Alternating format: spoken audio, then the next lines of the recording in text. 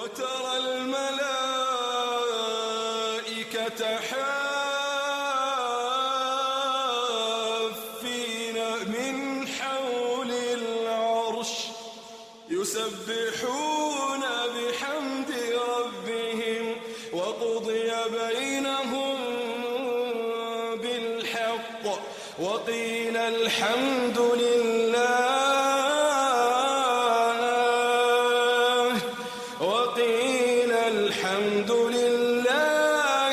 رب العالمين। नाज़रीन आदाब, रमज़ान स्पेशल की एक और किस्त के साथ मैं आपका मेज़बान मोहम्मद अनस फैज़ी हाजिर खिदमत हूँ। नाज़रीन, रमज़ान के ताल्लुक़ से आम तौर पे बहुत से सवाल किए जाते हैं कि रमज़ान में रोज़े रखना सेहत के लिए फ़ायदेमंद है या सेहत के लिए मुज़िर है। तो इसी तरह के बहुत से सवालात के जवाब तलाश करने के लिए आज हम मौजूद हैं कलावती हॉस्पिटल में। हमारे साथ हैं डॉक्टर शालू गुप्ता। आप प्रोफेसर हैं इसी हॉस्पिटल के अंदर, बच्चों के अमराज के माहिर हैं। दूसरा नाम है डॉक्टर यासिर इस्लाम साहब का, जो एसोसिएट प्रोफेसर हैं मेडिसिन डिपार्टमेंट में। मेरा पहला सवाल डॉक्टर यासिर इस्लाम साहब आपसे है। आप लेडी हार्डिंग हॉस्पिटल के एसोसिएट प्रोफेसर हैं। हमें ये बताइए कि रमज़ान में रोज़ा रखना सेहत के लिए फ़ायदेमंद है या नुकसानदेह? जी, सबसे पहले सबको मेरी तरफ़ से रमज़ान मुबारक। देखिए, जहाँ तक रमज़ान की बात है और रमज़ान में जो हम 29 से 30 दिन के जो रोज़े रखे जाते हैं, इसका हेल्थ से रिलेटेड कई सारे फ़ायदे हैं। जैसे कि आजकल हम देखते हैं जो हमारी मेन बीमारियां हैं वो है हाइपरटेंशन, डायबिटीज़, मोटापा और कोलेस्ट्रॉल बढ़ना, जिसको हम हाइपर लिपिडीमिया, डिसलिपिडीमिया बोलते हैं। तो ये सब लाइफस्टाइल डिसऑर्डर्स हैं जिसमें हमें डाइट का और खाने पीने का बहुत ध्यान रखना पड़ता है। रमज़ान के टाइम में जो हम फास्टिंग रखते हैं, आजकल चूँकि गर्मियां हैं तो गर्मियों में 15 से 16 घंटे का हमारा फास्ट हो जाता है। इसको हम इंटरमिटेंट फास्टिंग बोलते हैं। और इंटरमिटेंट फास्टिंग का आजकल काफ़ी कंसेप्ट आया हुआ है कि इस फास्टिंग से जो हम लगातार 15 से 16 घंटे कुछ नहीं खाते, इससे हमारी बॉडी में कई सारे फ़ायदे होते हैं। जैसे कि हमारी बॉडी में एक तो नंबर 1 वज़न हमारा कम होता है, क्योंकि जब हम फास्ट करते हैं हमारी कैलोरीज़ कम हो जाती हैं तो हमारा वज़न कम होता है। और जब वज़न कम होता है तो उसके जो असर बाकी बीमारियों पे भी पड़ते हैं, जैसे शुगर, जो प्री डायबिटीज़ हैं या जिनका शुगर शुरू में पता चलता है माइल्ड डायबिटीज़ है, उनका शुगर फास्टिंग से ही कंट्रोल हो जाता है। Second, blood pressure. हाइपरटेंशन भी एक ऐसी बीमारी है जो ओबेसिटी और लाइफस्टाइल डिसऑर्डर है, इसका भी फास्टिंग से काफ़ी फ़ायदेमंद असर होता है। हाइपरटेंशन पे ब्लड प्रेशर कंट्रोल हो जाता है। एंड कोलेस्ट्रॉल जो एक बीमारी है जिससे हार्ट पे असर हो जाता है, स्ट्रोक होने का रिस्क रहता है। तो ये बीमारियां फास्टिंग से काफ़ी बेनिफिट पाती हैं, इनसे हमारी बीमारियों पे काफ़ी कंट्रोल आता है। डॉक्टर यासिर इस्लाम साहब, आपका बहुत बहुत शुक्रिया। हम आपके पास फिर आएंगे। डॉक्टर शालू गुप्ता साहब, अगला सवाल हमारा आपसे है। आप हमें ये बताएं कि आमतौर पे बच्चों में बहुत शौक़ पाया जाता है रोज़े रखने का और बहुत, जिसे कहते हैं, लगन के साथ वो रोज़े रखते हैं। तो क्या बच्चों की सेहत पर भी किसी ख़ास तरह का असर पड़ता है, मनफी या बसबत, यानी कि पॉजिटिव असर पड़ता है या नेगेटिव? पहले तो सबको रमज़ान की हार्दिक शुभकामनाएं। बच्चों के अंदर चूँकि फ़ास्टिंग, आप अभी डॉक्टर यासिर ने बताया कि फ़ास्टिंग हम कोई 12 घंटे से लेके और 18 घंटे तक लगातार फ़ास्टिंग रखते हैं। तो बच्चों में स्पेशली जो छोटे बच्चे हैं, जो कि 10 साल से कम के बच्चे हैं, उनके अंदर पूरे ओवर दिन में अगर वो नहीं खाते हैं तो थोड़ा कभी कभी उनको ऐसा लगता है कि वो थोड़ा ही कमज़ोरी सी महसूस करते हैं। कभी कभार थोड़ा डिहाइड्रेशन उनको लगता है, हालांकि वो हो सकता है कि बहुत ज़्यादा ना हो। थोड़ी उनकी स्कूल के अंदर परफॉर्मेंस भी लोगों ने देखा है कि थोड़ी कम होने लगती हैं, बेचारे बच्चे थोड़े सुस्त होने लगते हैं। तो ऐसे कंडीशन में बच्चों के अंदर कोई लॉन्ग टर्म इफ़ेक्ट्स नहीं पड़ते, बट हाँ शॉर्ट टर्म, क्योंकि इतने लंबे समय तक फास्ट रखना एक छोटे बच्चे के लिए थोड़ा दिक्कत हो जाता है, क्योंकि उनके अंदर वैसे भी छोटे बच्चों के अंदर रिज़र्व्स कम होते हैं, ग्लूकोज रिज़र्व्स कम होते हैं, तो इसलिए वो लंबे समय तक फास्टिंग नहीं रख सकते हैं। और ऐसे लॉन्ग टर्म कोई उनके अंदर हानिकारक इफ़ेक्ट नहीं होता, बट हाँ थोड़ा उनके अंदर इतने लंबे समय तक फास्ट रहने में थोड़ी दिक्कत हो सकती है। अच्छा, डॉक्टर यासिर साहब, मैं ये जानना चाहूँगा कि आमतौर पे ये भी कहा जाता है कि कुछ लोग मशवरा देते हैं कि आप रोज़ा ना रखें, फास्ट ना करें, उसमें जिस्म के अंदर कुछ ख़ास तरह की कमी आ जाती है, मिनरल्स कम हो जाते हैं या पानी की कमी होने से भी नुकसानात हो सकते हैं। तो हमें आप ये वाज़ेह कीजिए कि क्या ऐसा मुमकिन है? देखिए, जो एक नॉर्मल हेल्दी पर्सन है, सेहतयाब इंसान है और जिसको कोई मेडिकल प्रॉब्लम नहीं है, जैसे किसी को डिहाइड्रेशन, लूज़ मोशन या बुखार या और कोई बीमारी नहीं है, तो उसमें फास्टिंग का एज सच कोई नुकसान नहीं आता। बट यस, कई चीज़ें हैं या कई मरीज़ हैं या कुछ ऐसे लोग हैं जिनको फास्टिंग के लिए बिना डॉक्टर के सलाह के नहीं रखना चाहिए। जैसे कि अगर कोई इंसान बीमार है, बुखार आ रहा है, उसको उल्टी हो रही है, दस्त हो रहे हैं, तो उसको डेफिनेटली फास्टिंग नहीं करनी चाहिए, क्योंकि उसमें डिहाइड्रेशन होने का काफ़ी रिस्क रहता है। उसमें उस टाइम इंसान को वाटर इंटेक चाहिए, कैलोरीज चाहिए, जो फास्टिंग के दौरान नहीं मिलती। स्पेशली सेकंड इंडिविजुअल जो हैं, जैसे जो मेहनत का काम करते हैं, क्योंकि हमारा ये वाला रमज़ान गर्मियों के मौसम में चल रहा है, तो जो लोग मेहनत का काम करते हैं, बाहर धूप में काम करते हैं, उसमें पसीने से भी डिहाइड्रेशन होने का काफ़ी रिस्क रहता है। तो ये ऐसे लोग हैं जिनको थोड़ा डॉक्टर की सलाह के बाद ही रोज़ा रखने का सोचना चाहिए। अदरवाइज़ कोई हेल्दी इंडिविजुअल हो, जिसको कोई बीमारी ना हो, और वो रोज़ा बिल्कुल रख सकता है। इसके बेनिफिट कई ज़्यादा हैं, जो अभी कई सारी स्टडीज़ में फास्टिंग का, इंटरमिटेंट फास्टिंग का बेनिफिट काफ़ी ज़्यादा आया है। साहब, आप हमें ये बताएं कि जो बच्चे रोज़ा रखते हैं, देखिए पूरा बड़ा मसरूफ़ स्केड्यूल होता है उनका, वो स्कूल भी जाते हैं, ट्यूशन भी जाते हैं, सिपारा पढ़ने भी जाते हैं मदरसे में, तो आप उन बच्चों को क्या मशवरा देंगे कि रमज़ान यानी रोज़े के अलावा वो किस तरह की डाइट लें, पानी किस मकदार में पिएँ? ऐसे बच्चों को जो छोटे हैं, 14 साल से कम के हैं, मैं हिदायत ये दूंगा कि इनसे बच्चों को पहले धीरे धीरे इनको एक तरह से ट्रेनिंग दी जाए कि कैसे वो आगे रोज़ा कर सकते हैं अपना। तो उसके लिए ये हिदायत दे सकते हैं कि पहले इनको रोज़े जो हैं वो पार्शल रोज़े रखवाए जाएं, जिसका मतलब ये है कि जैसे इनको पूरे एक साथ लंबे रोज़े ना रखवा के गैप करके रोज़े रख सकते हैं, या हफ्ते में जैसे एक दिन 2 दिन रख लिया रोज़ा, या हो सकता है एक दिन छोड़ के एक दिन रोज़ा रख लिया, या ऐसा कर सकते हैं कि आधे दिन रोज़ा रख लिया। तो इस तरह से इनको इनिशियली में ट्रेनिंग दे के इनको ट्राई किया जा सकता है कि ये बच्चे आगे चल के फिर लॉन्ग टर्म या फुल रोज़ा रख सकते हैं या रख सकते हैं। ठीक है, इस दौरान इनका ये ध्यान देना है कि इनके अंदर डिहाइड्रेशन, जैसे डॉक्टर साहब ने बताया कि पानी की कमी एक बहुत इंपॉर्टेंट कारण हो सकता है इन बच्चों के अंदर, स्पेशली जबकि इतनी गर्मी पड़ रही है हमारे यहाँ पे, तो उस सीजन्स में पानी की कमी, डिहाइड्रेशन हो सकता है। तो उस चक्कर में फिर उनको जब भी वो लगता है उन बच्चों को कि हम अब रोज़ा नहीं रख पा रहे हैं या उनको कुछ दिक्कत आने लग रही है, तो उस कंडीशन में हम सोच सकते हैं कि इनको अभी आगे कंटिन्यू ना कराया जाए।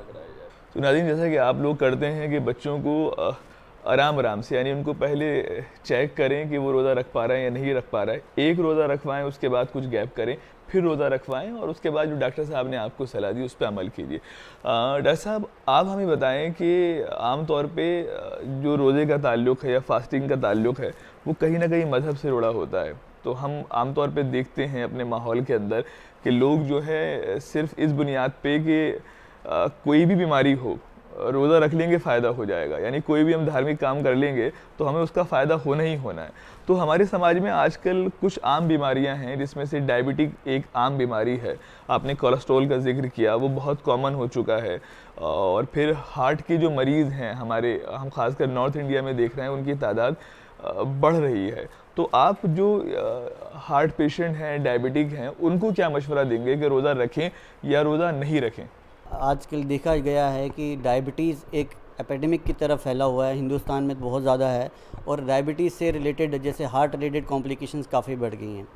देखिए, जहाँ तक डायबिटीज़ का सवाल है, पेशेंट अगर प्री डायबिटिक है या जिसका शुगर बिल्कुल माइल्ड है, बहुत कम है, और जो बिल्कुल मिनिमल दवाइयों पे है, तो वो रोज़े रख सकते हैं। लेकिन एक सवाल, मतलब एक चीज़ मैं सजेस्ट करूँगा कि बिना डॉक्टर के सजेशन के कोई भी डायबिटिक रोज़ा ना रखे, क्योंकि डायबिटीज़ में कई सारी दवाइयाँ होती हैं जो हमें रमज़ान के टाइम में मॉडिफ़ाई करनी पड़ती है, उनको बदलना पड़ता है। जो पेशेंट शुरुआती जिनका डायबिटीज़ है वो रखें तो कोई दिक्कत नहीं है, बट जिनका शुगर अनकंट्रोल रहता है, जो इंसुलिन पे हैं, या कुछ दवाइयाँ जैसे जिनको हम सल्फोनाइल यूरियाज़ कहते हैं जो शुगर लेवल लो करती हैं, उनको बिना डॉक्टर की सलाह के रोज़ा नहीं रखना चाहिए।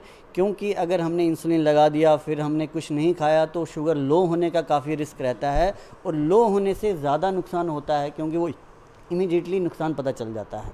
जहाँ तक हार्ट रिलेटेड पेशेंट्स हैं, देखिए अगर तो उनकी कई सारी दवाइयाँ चल रही होती हैं जो दिन में 3 बार भी होती हैं या एक टाइम भी होती हैं, तो वो डॉक्टर अगर उनको सजेस्ट करे कि हाँ आप ये दवाई सुबह शाम ले सकते हैं, दिन वाली स्किप कर सकते हैं, या आप फिट हैं फास्टिंग, देन तब वो रोज़ा रखें अपनी मर्ज़ी के। क्योंकि कई बार जैसे आपने कहा कि वो रिलीजियस बिलीफ ऐसा रख लेते हैं कि नहीं हमें रोज़ा रखेंगे तो बीमारी ठीक होगी।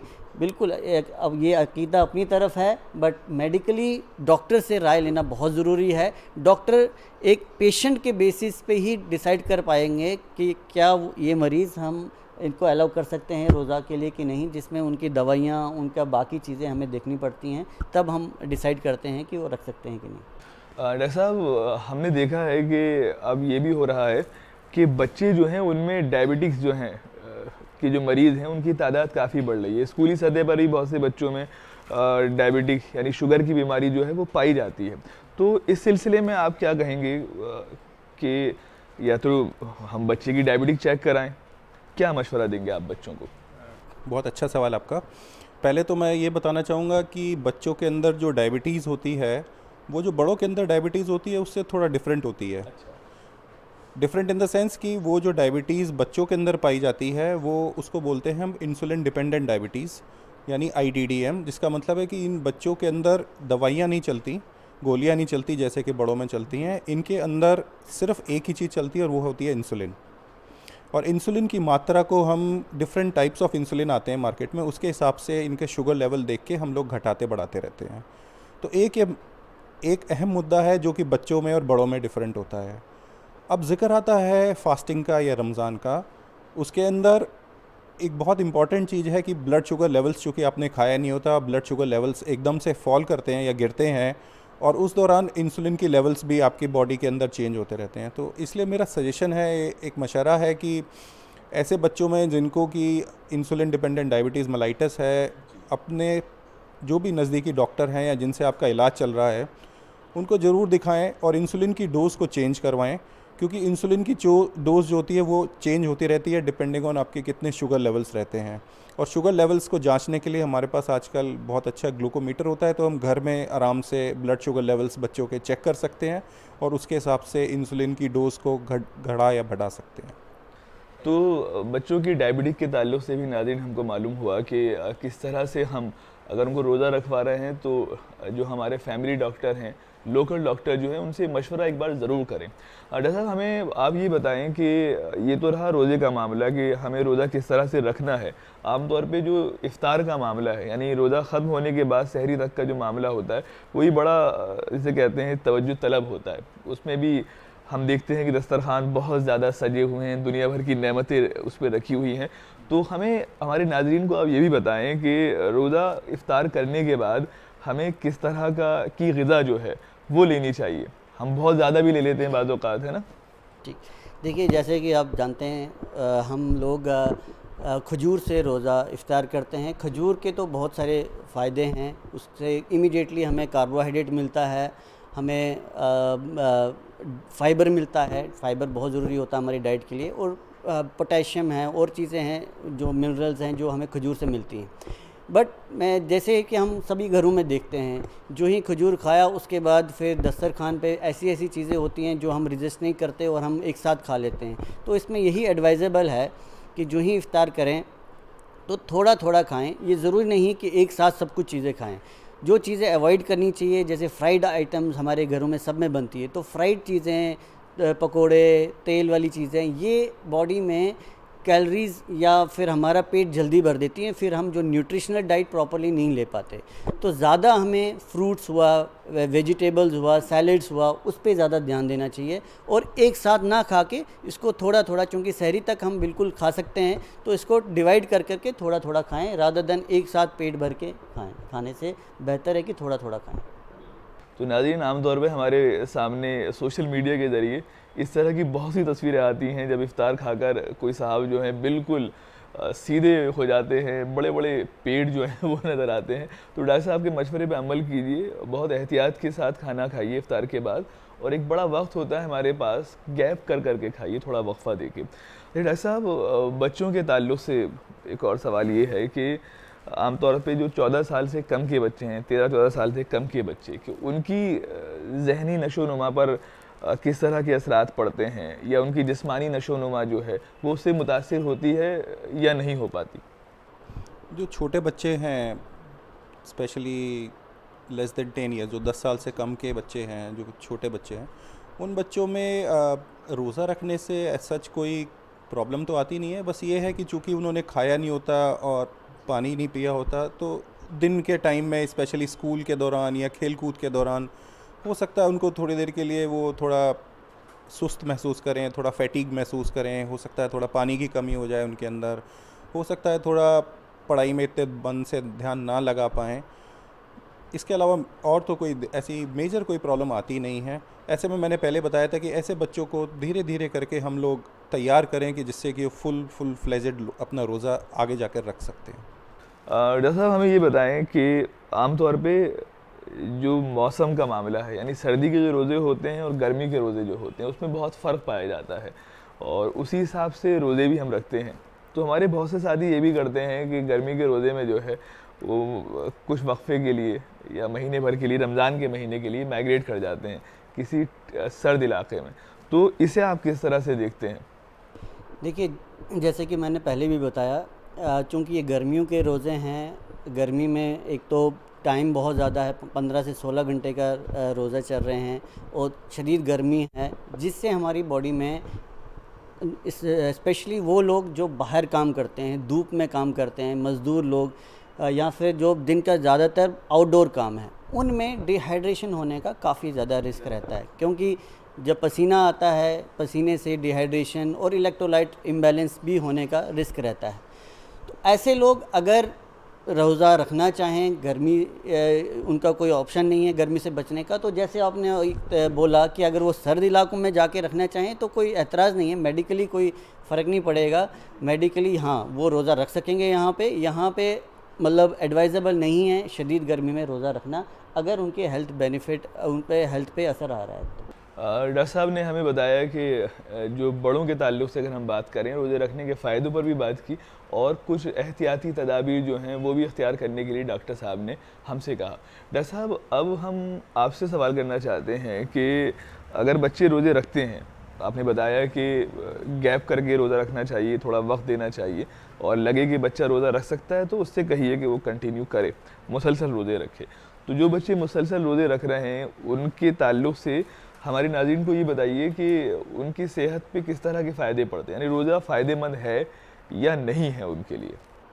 जो छोटे बच्चे रोज़ा रखते हैं, उसमें ये देखा गया है कि अगर वो रोज़े रख पाने में समर्थ हैं या सक्षम हैं, तो उन बच्चों के अंदर थोड़ा देखा गया है कि वो थोड़े एक्टिव ज़्यादा हो जाते हैं।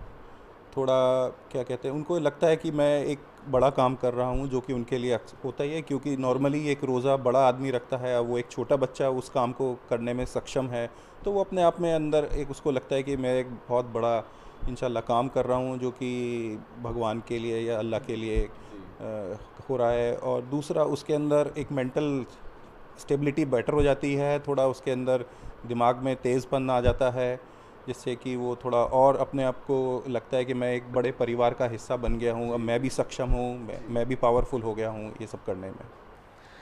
अब डॉक्टर साहब, सवाल आता है ख़वातीन के ताल्लुक़ से। ख़वातीन की ज़िंदगी वैसे ही अगर हम देखें, घरेलू ज़िंदगी बहुत जद्दोजहद वाली होती है। एक तो वो ख़वातीन जो हाउसवाइफ हैं, दूसरा वो ख़वातीन जो वर्किंग है, यानी कि अपनी घरेलू ज़िम्मेदारियों के अलावा उन्हें ऑफ़िस की जो ज़िम्मेदारियाँ हैं वो भी अदा करनी होती हैं, उनको आप क्या मशवरा देंगे? और उसके साथ साथ हमें ये भी बताएं, जो ख़वातीन हामिला हैं यानी कि प्रेग्नेंट हैं, उन्हें रोज़ा रखना चाहिए या नहीं रखना चाहिए? क्योंकि उनके साथ दो ज़िंदगी का सवाल होता है, बच्चे की भी और माँ की भी। जैसे कि आपने वेमेन की बात की, ख़वातीन की बात की, तो जैसा कि बेनिफिट मेन में देखा गया है वैसे ही वुमेन में भी फास्टिंग का बेनिफिट है। आपका वेट लॉस होता है, हाइपरटेंशन कंट्रोल होता है, डायबिटीज़ कंट्रोल होता है, कोलेस्ट्रॉल कम होता है। तो बेनिफिट दोनों मेन और वीमेन में सेम है। बट हाँ, जैसे कि मैंने कहा कि जो नुकसान, जैसे जो लोग रोज़ा नहीं रख सकते, वो सेम मेन और वीमेन में सेम है। ख़वातीन में भी वैसे ही है, जैसे जो लोग जैसे बीमार हैं और बुखार है, लूज़ मोशन हो रहे हैं, उल्टियाँ हो रही हैं, जिनका शुगर अनकंट्रोल है, वो ख़वातीन भी अवॉइड करें रोज़ा रखना, या अपने डॉक्टर से कंसल्ट करने के बाद ही रोज़ा रखें। प्रेग्नेंट लेडीज़ में तो खैर हमारे रिलीजन में भी इसमें छूट है, तो उनको तो रोज़ा अलाउड नहीं होता, क्योंकि एक तो उनको कैलोरीज़ चाहिए होती है, जो चूँकि उनको अपार्ट फ्रॉम जो अपनी कैलोरीज़ के अलावा बच्चे के लिए भी चाहिए, तो उनको रोज़ा रखना एडवाइजेबल नहीं है। अगर हम बात करें मर्द की, तो ख़वातीन का ज़िक्र साथ साथ होता है। तो बच्चों में भी अगर हम बात करें, हालांकि आप हमें बता चुके हैं बच्चों के ताल्लुक़ से, क्या ख़ास फ़र्क होता है बच्चियों में और बच्चों में? यानी लड़के और लड़की की जो सेहत है उसमें फ़र्क होता है या नहीं होता? प्यूबर्टी से पहले के हम बच्चों की बात करें या यौनावस्था अटेन करने से पहले की बच्चों की बात करें, 14 साल से कम के बच्चों की, 12-13 साल से कम के बच्चों की, तो लड़के और लड़कियों में बहुत खासा फ़र्क होता नहीं है। तो ऑलमोस्ट दोनों बराबर ही होते हैं, सब कुछ उनके अंदर सेम ही होता है, ऐसे कोई ख़ास डिफरेंस नहीं होता दोनों में। अच्छा साहब, ये तो मसला रहा हामिला ख़वातीन का। बेहतर यही है कि रोज़े वो ना रखें, क्योंकि उनके साथ जो है एक और ज़िंदगी उनसे वाबस्ता होती है। हमें ही बताएं कि जो माएँ, जो ख़वातीन जो हैं, जो बच्चों को दूध पिलाती हैं, तो ये भी एक बड़ा मसला है कि उन्हें ज़्यादा प्रोटीन, ज़्यादा तवानाई वाली ग़िज़ा जो है लेनी होती है, जो कि बच्चों का सवाल होता है। तो आप क्या मशवरा देंगे कि जो माएँ दूध पिला रही हैं बच्चों को, वो रोज़ा रखें या रोज़ा नहीं रखें? देखिए, वही चीज़ इसके भी सामने निकल के आती है कि जो माएँ बच्चों को दूध पिलाती हैं, उनको कैलोरीज़ की ज़रूरत है, उनको प्रोटीन्स की ज़रूरत है, और सबसे ज़्यादा उनको लिक्विड्स, तरल पदार्थ, वाटर की ज़रूरत है, जिससे कि उनके कॉन्स्टेंटली या उनको लगातार 24 घंटे ब्रेस्ट मिल्क आता रहे। तो उस कंडीशन में ये ज़रूरी रहेगा कि वो जो मदर माँ को बच्चों को दूध पिला रही हैं, वो रोज़ा ना रखें, जिससे कि उनको बच्चे को उसकी वजह से कोई दिक्कत ना आए।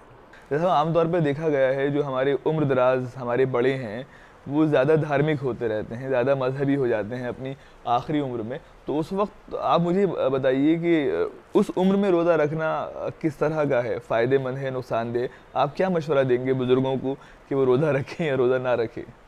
देखिए, जो बुज़ुर्ग सेहतियाब हैं, जिनको कोई बीमारी नहीं है, जो बिल्कुल हेल्दी, जिसको हम एल्डरली बोलते हैं, जो चलते फिरते हैं, अपना डेली रूटीन फॉलो करते हैं, तो उनको रोज़ा रखने में कोई दिक्कत नहीं है। हाँ, अगर जो बुज़ुर्ग ज़ईफ़ हैं, मतलब बीमार हैं, कोई बीमारियां हैं उनको, जैसे शुगर है या और कोई बीमारी, या वो चल फिर नहीं रहे हैं, और या इनको बहुत ज़्यादा कमज़ोरी है कि वो बिल्कुल पलंग पे ही लेटे हुए हैं, तो उनको डेफ़िनेटली रोज़ा नहीं रखना चाहिए, या अगर रखना भी हो तो डॉक्टर की सलाह के बिना नहीं रखना चाहिए।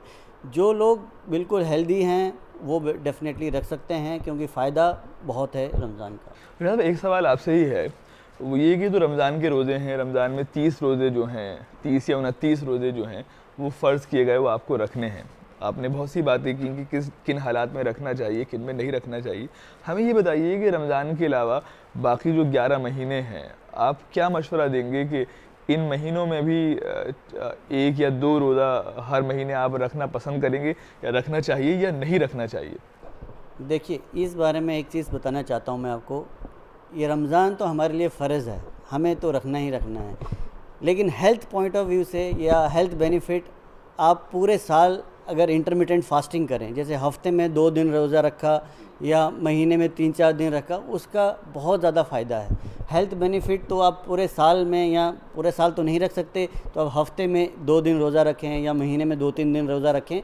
इससे आपका वज़न कम होगा, शुगर कंट्रोल होगा, ब्लड प्रेशर कंट्रोल होगा, कोलेस्ट्रॉल कंट्रोल होगा। इसी को इंटरमिटेंट फास्टिंग कहते हैं और ये आजकल काफ़ी ज़्यादा इसका बेनिफिट पाया गया है। कई सारी स्टडीज़ में ये तक पाया गया है कैंसर भी फास्टिंग से रिग्रेस हो जाता है, क्योंकि जो कैंसर के सेल्स होते हैं उनको ग्लूकोज की ज़रूरत होती है और अगर इंसान फास्टिंग करे तो ग्लूकोज की बॉडी में कमी होती है, तो कैंसर भी रिग्रेस कर सकता है अगर हम इंटरमिटेंट फास्टिंग करें और अगर हम पूरे साल थोड़ी थोड़ी देर के लिए रोज़ा रखें। अच्छा, ये बहुत अच्छी बात की डॉक्टर साहब, आपने इब्तिदा में कहा था कि जो ज़्यादातर बीमारियां हैं आज की, वो लाइफस्टाइल के ऊपर उनका इन्हिसार है, किस तरह की ग़िज़ाएँ हम खा रहे हैं और किस वक्त हम जो हैं वो ग़िज़ा ले रहे हैं। डॉक्टर साहब, आप हमें बताएं कि बच्चे ख़ासकर 13-14 साल से कम उम्र के जो बच्चे होते हैं, वो तरबियत के दिन होते हैं उनके,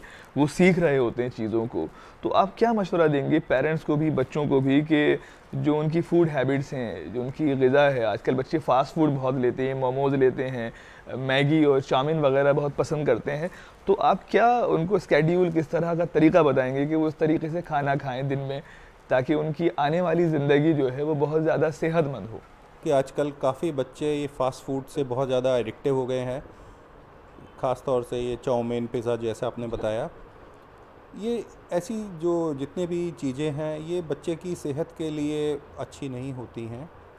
टेम्परेरीली उस बच्चे को थोड़ा अच्छा लग सकता है क्योंकि ये स्वाद में बहुत अच्छे होते हैं, तो उसको बहुत अच्छा लगता है, लेकिन अगर देखा जाए सेहत पॉइंट ऑफ व्यू से तो जितने भी फ़ास्ट फूड आइटम्स हैं ये अवॉइड करने चाहिए, बच्चों को नहीं देने चाहिए।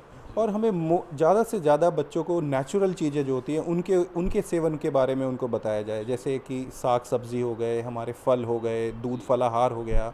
तो जो नेचुरल चीज़ें हैं, जितना ज़्यादा हम नेचर के नज़दीक रहेंगे उतनी ज़्यादा हमारे लिए फ़ायदेमंद रहेगी।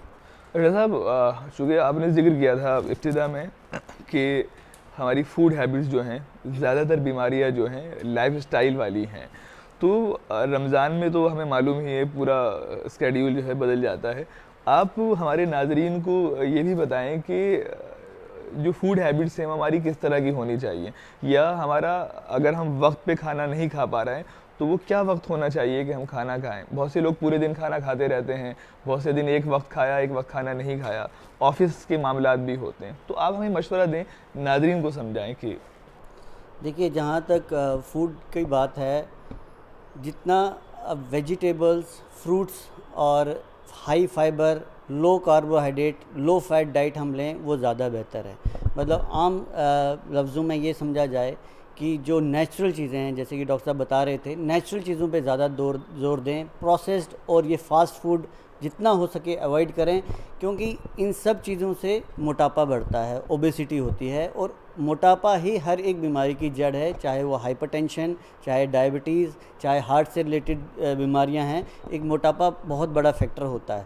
तो वज़न बढ़ेगा, या इसके अलावा भी, वज़न के अलावा भी हमारी बॉडी में कोलेस्ट्रॉल अगर बढ़ता है, उससे हार्ट की तकलीफ़ होती है। तो हेल्दी डाइट लेना बहुत ज़रूरी है। हमारी डाइट में फाइबर ज़्यादा होना चाहिए, कम्प्लेक्स कार्बोहाइड्रेट ज़्यादा होने चाहिए, प्रोटीन ज़्यादा होने चाहिए, फ़ैट्स कम होने चाहिए और सिंपल कार्बोहाइड्रेट्स कम होने चाहिए।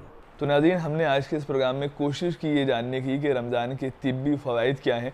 बहुत सी गलतफ़हमियाँ जो हैं आमतौर पे समाज में लोगों के जहन में रहती हैं कि रोज़े रखने के ये नुकसानात हैं, ऐसा ऐसा हो सकता है या ऐसे फ़ायदे हैं। उन तमाम गलतफ़हमियों से हमने पर्दा हटाने की कोशिश की। तो हम उम्मीद करते हैं कि आप हमारा ये प्रोग्राम देखेंगे, पसंद भी करेंगे, और साथ साथ आपके जो तासुरात हैं दूरदर्शन उर्दू के ताल्लुक़ से, इस प्रोग्राम के ताल्लुक़ से, उनका भी जो है आप उनका इजहार करेंगे। तो हमें इंतज़ार रहेगा। फ़िलहाल आज के इस प्रोग्राम में अपने मेज़बान मोहम्मद अनस फैज़ी को दीजिए इजाज़त, फिर होगी मुलाकात। खुदा हाफिज़। वतरा अल-मलाइकत हाफ़ीना मिन हौलिल अर्श युसब्बिहूना बिहम्दि रब्बिहिम वक़ुदिय बैनहुम बिल हक़्क़ वक़ील अल्हम्दु